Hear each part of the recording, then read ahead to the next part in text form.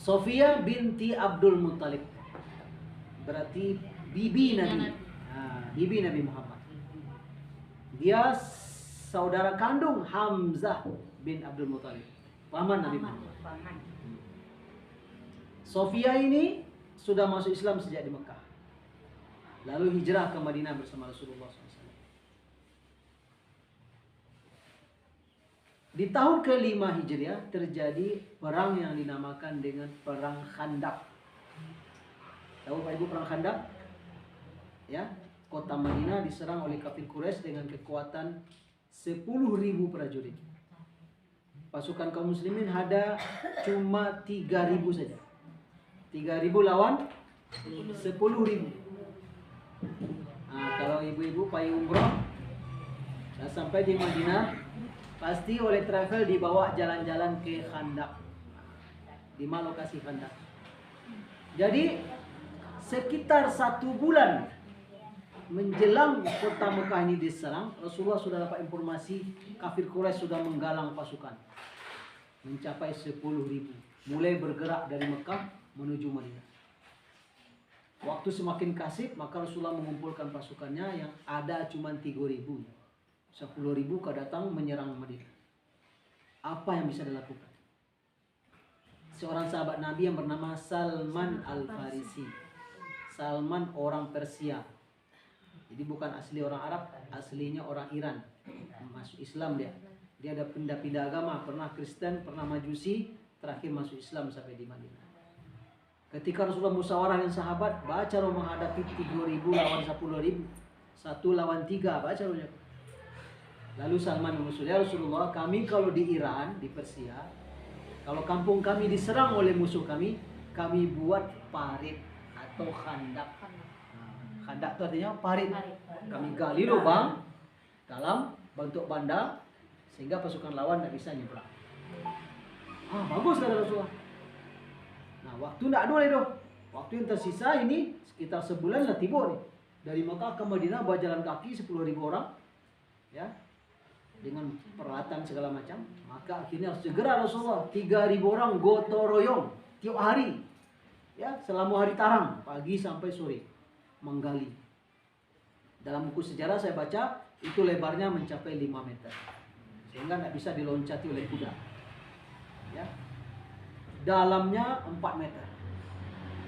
Sepanjang bagian batas utara kota Madinah, di Siko perkebunan dan bukit, sepanjang itu untuk menutup. Karena tidak mungkin pasukan masuk kecuali ikut jalur satu-satunya. Digalilah lubang. Gotong royong pagi, siang, sore, pagi, siang, sore. Alhamdulillah terkejar-kejar itu. Begitu 10.000 pasukan Quraisy datang, kaget mereka. Tidak bisa masuk Madinah, ya. Lubang dalam dan lebar. Akhirnya mereka berkemah di seberang lubang. Pasukan Quraisy 10.000 ini koalisi Quraisy, kafir Quraisy Mekah, ada juga kafir Ghatafan, ya, kabilah besar yang di dekat Mekah. Ternyata orang Yahudi yang di dalam Madinah, Yahudi Bani Quraisyah, berkhianat. Dia sudah punya perjanjian damai, kesepakatan dengan Rasulullah. Kalau awak diserang, awak saling menjaga, saling menolong. Enyo berkhianat. Dia di dalam kota Madinah. Jadi kalau saya lukis lagi, ini Madinah sini ya.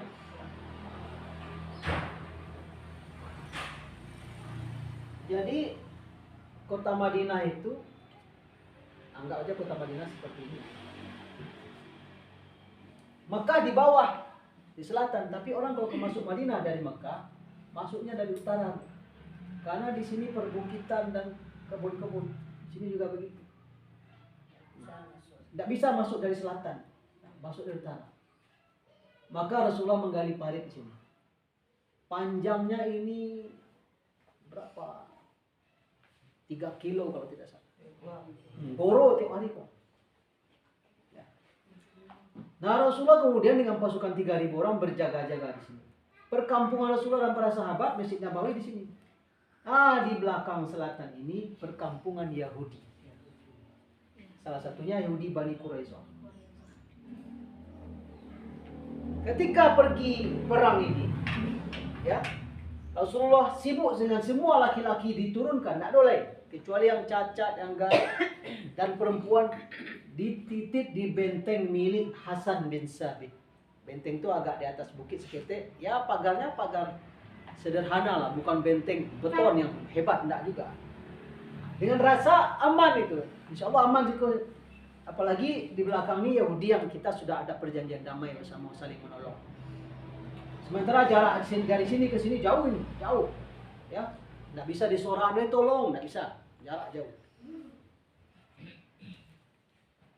Jadi sudah tersebar berita Quraisyah ini boleh berkhianat. Kelas satunya mengirim pasukannya kemari. Berkhianat. Mengirim orang-orang untuk menambah semangat. Kami bersama kalian. Ya nanti ada negonya, mereka kalau menang hadiah kami jatah. Anak dapat itu hadiah kami. Biasa pengkhianat kan begitu. Jadi Sofia binti Abdul Muthalib ini ada rasa cemas, dia dapat sama dia informasi itu. Nah, ini menunjukkan wanita muslimah itu berwawasan luas. Tidak duduk di rumah begitu aja. Ada berita, cari informasi. Ya. Mana yang hoax, mana yang asli. Karena seorang muslimah itu dia berpikir. Ya. Jadi dia ragu. Dari atas benteng nampak sama dia seorang Yahudi Bani Quraisyah kok bolak-balik dekat pintu benteng mereka. Kok niatnya enggak itu apa? Disampaikannya kepada Hasan bin Sabit. Hasan kola agak gaya. Ya. Dia masuk Islam umurnya sudah 60 tahun. Ya. Kemudian dia hidup 50 tahun lagi setelah itu. Jadi dia tidak ikut pergi berperang. Dia katakan, Hasan, bunuh orang itu. Saya khawatir. Dia mata-mata. Kalau tahu dia nanti bahwa di sini hanya perempuan saja lagi. Hanya kaban ke Yahudi, awak kapuang saya boleh. Awak tawan laki perempuan sadonya udah habis aib itu, aurat ya. Jadi kondisi ini kondisi aurat namanya. Karena istri Nabi, istri sahabat semuanya di sini. Kalau lah ditawan oleh Yahudi itu jadi budak saudara. Coba bayangkan Aisyah jadi budak, ya. Zainab jadi budak, istri Nabi, istri sahabat jadi budak. Budak itu harta, bro, bisa dijual. Ya. Bisa digauli seperti istri. Cuma nanti kalau lahir anaknya merdeka, bisa memerdekakan ibunya. Itu aib betul. Aurat ini aurat. Jadi Sofia bunuh dia. Kata Hasan, aku tidak sanggup melakukan itu. Oh lega. Apa lagi kata Sofia? Dia nggak tenang hatinya. Itu seorang muslimah ya, bukan muslim ini, bukan sumamah ini. Perempuan biasa-biasa saja. Perang Khandaq ini tahun ke-5 Hijriah. Tahun ke-3 Hijriah ada perang Uhud di Bukit Uhud. Sofia juga ikut perang di Bukit Uhud. Umurnya waktu itu sudah 56. Sekarang berapa umurnya? 59, 58, 59. Dicarinya tonggak kayu. Diam-diam turun dia ke bawah. Jalan dia di belakang Yahudi tadi. Langsung ditakak kepala. Ya, mati. Mati Yahudi. Terkapar. Lari capek, naik kate. Itu dia bilang kepada Hasan. Hasan, potong lianya. Kecil Hasan, lu udah bodoh. Balik Sofia ke bawah balik. Tentulah bawa bisa oleh. Baca lu tuh padusi nyukare li orang tuh. Kan kuat tuh apanya? Mentalnya kuat, semangatnya berani. Nah, potong lianya. Naik kate kepala gua, dibawa. Digelindingnya ke belakang. Itu tiba di tempat Bani Quraisyah. Kepala kawannya menggelinding-gelinding. Tak kau irang kan? Oh, langsung ngeper. Langsung Yahudi kok, ada pasukan di dalam benteng itu, tak usah sentuh-sentuhnya. Jadi ini aba-aba, kepala menggelinding ke bawah ini. Nah ya kalian mau niko kalian, kan itu beritanya, ya. Jadi dikira oleh Yahudi ada pasukan yang mengawal di dalam ini. Tidak terniat oleh mereka untuk menyerang kate. Coba kalau tahunya bahwa di dalam tunya perempuan saja, mungkin timbul keinginannya untuk menyerang kemudian menawan. Maka peristiwa ini membuktikan tidak saja muslim tapi juga muslimah tetap mengambil peran untuk membela agama Allah. Hendaknya Nabi duduk salat tunggu siko, pasti Nabi jaga oleh Allah. Ada malaikat ke bersama Nabi, ada malaikat Jibril nak kaya pangan-pangan. Tak begitu dia berpikir.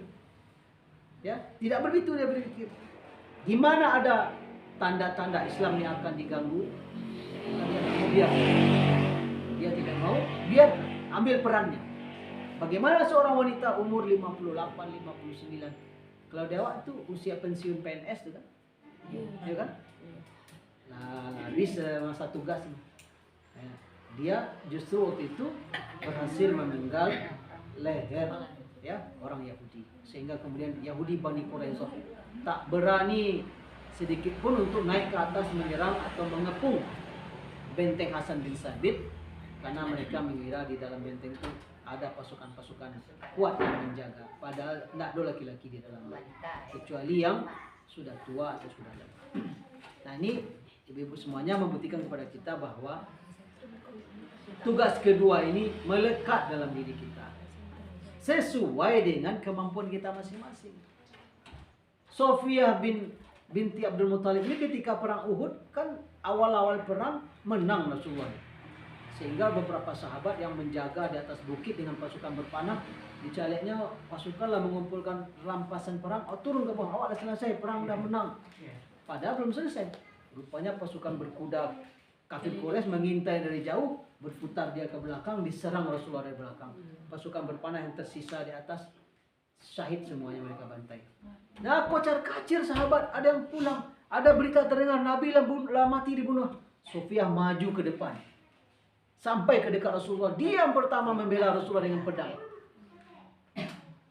Maka dia berteriak menyemangati, ayo bangkit lagi, kalau mau Rasulullah mati, mari kita mati bersama Rasul. Padahal dia seorang perempuan ikut perempuan dalam perang. Banyak sahabat lain yang ada, Khawlah binti Azwar namanya, menunggang kuda, dia jago pedang, pakainya cadar pergi perang. Nggak tahu Khalid siapa ini, dikiranya laki-laki.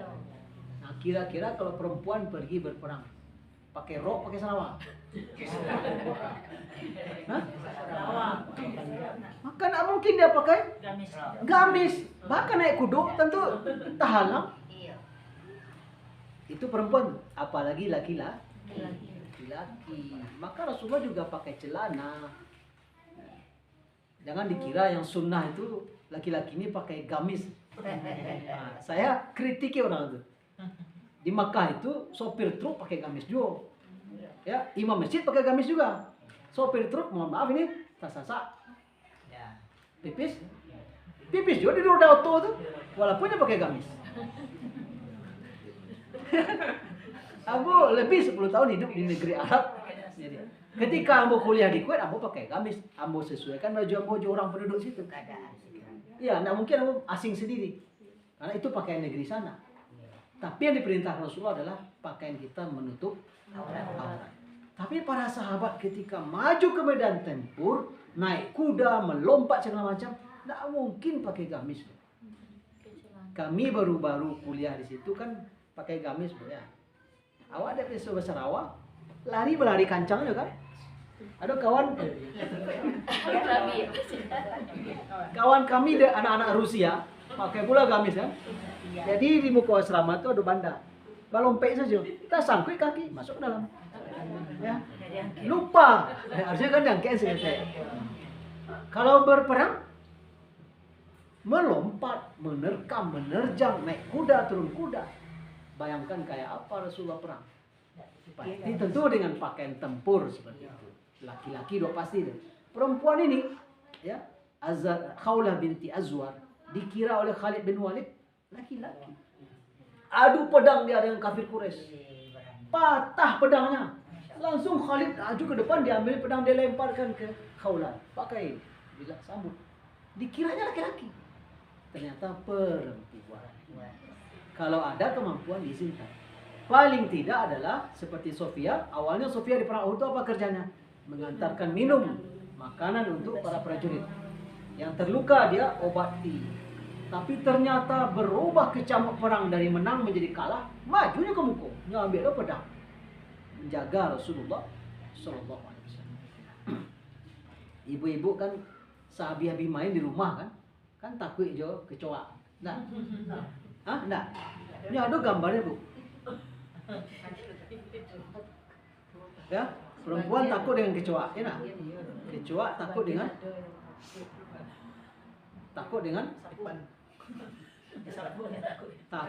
kucing.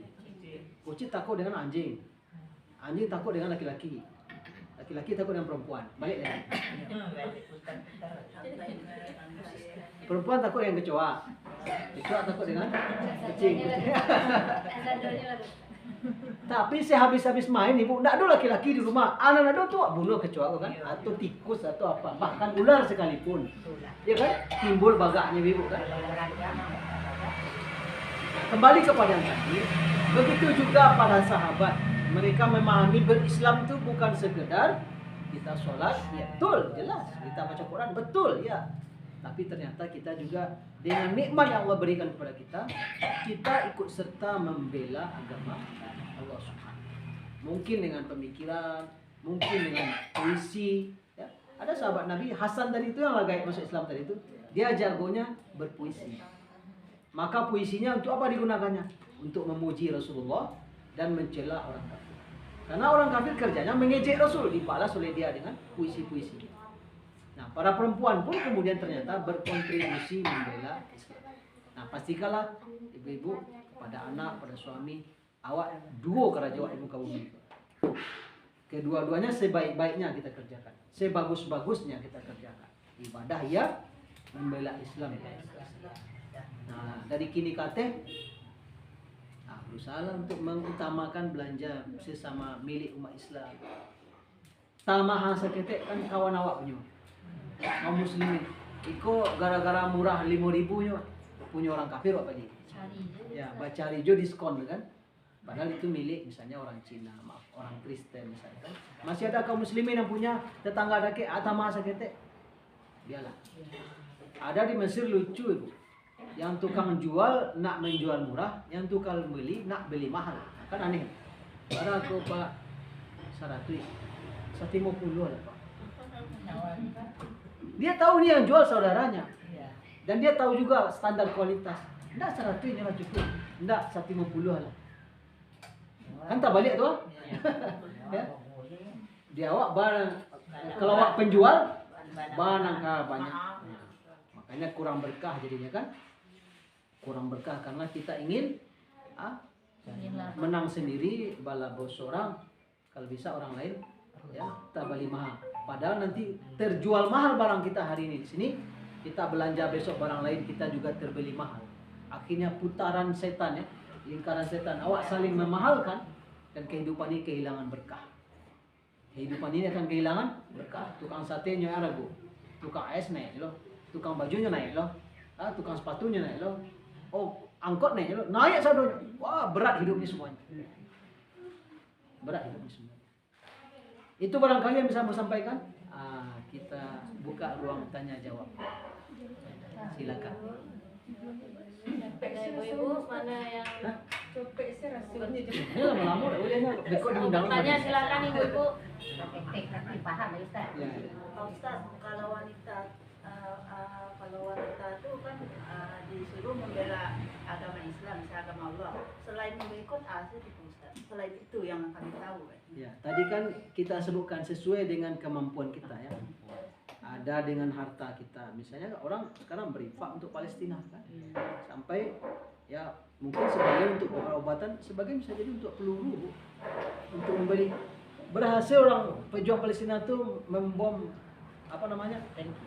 Tank baja Merkava canggih itu. Si itu kan mahal harganya. Ya, tapi terserah nanti. Yang jelas kita salurkan melalui saluran yang benar kan. Bisa dalam bentuk bersedekah ya. Tadi ada doa. Tadi ikut memboikot. Kalau awak punya ilmu, awak edukasi orang lain. Jangan begini lagi. Ikut serta lah. Masih banyak umat Islam tidak peduli lah. Buktinya tuh di Pegumbah masih ramai juga Kentucky Fried Chicken tuh. Masih belanja juga. Belum paham lah ya. Ada yang belum tahu. Ada yang sudah tahu tapi belum paham. Ada yang sudah paham tapi Nggak mendukung. Nggak mendukung, Iya. nggak mau tahu. Nah, nggak tergerak hatinya, belum dapat hidayah dia.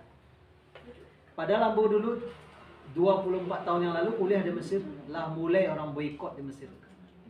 Tahun 99, tahun 2000, itu perusahaan Coca-Cola, Pepsi bangkrut di Mesir karena diboikot. Restoran Kentucky sepi, nggak mau orang makan. Berjilbab orang situ malu masuk. Nah, maka ajalah suran-suran kawan-kawan awakku. Ya kan madu-adu sederhana. Ya, nasi kapau, ya.